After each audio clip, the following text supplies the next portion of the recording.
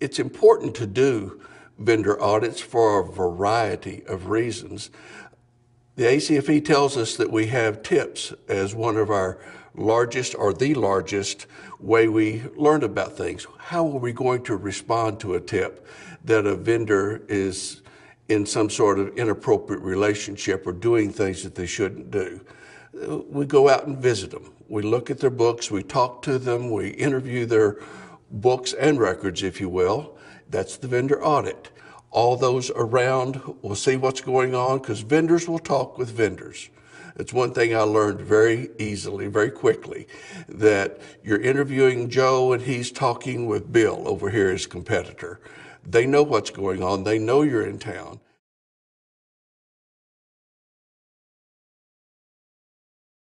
The right to audit clause is an incredibly important part of the contract that we have with a vendor. It establishes our authority to go in, what we can do, the parameters of which we can operate. And one of the things that I have noticed, the clause may say auditor A, B, or C may audit.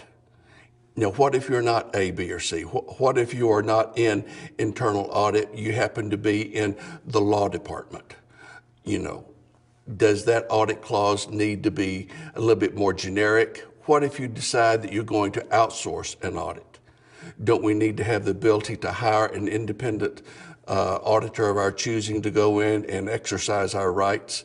So in addition to grabbing all of the information, the resources, the documents with which we need to do our work, having access to the people, to the products, to the inventory, to the whatever it is we need to look to, we need to make sure that we have the right to do it and not maybe someone else in our company, and we have to work through that problem.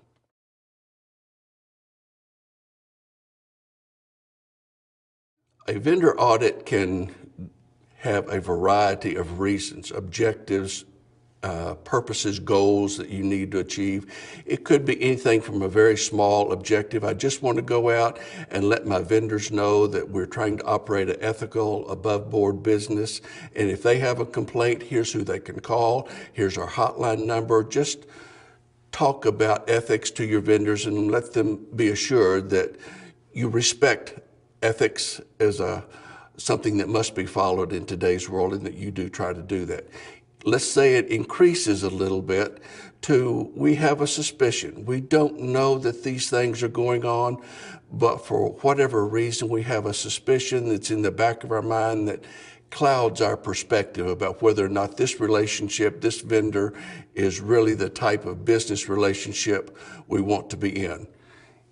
All the way up to a full-blown investigation. I've got a serious allegation. It's well documented. The allegant came in with specific facts and details. It makes sense. It sounds logical. These type of things. Now we have to go out and do it. We have a full purpose. We're not just spreading the word. We have a targeted purpose. We want to see if this thing is or isn't going on, and if it is or isn't what it appears to be.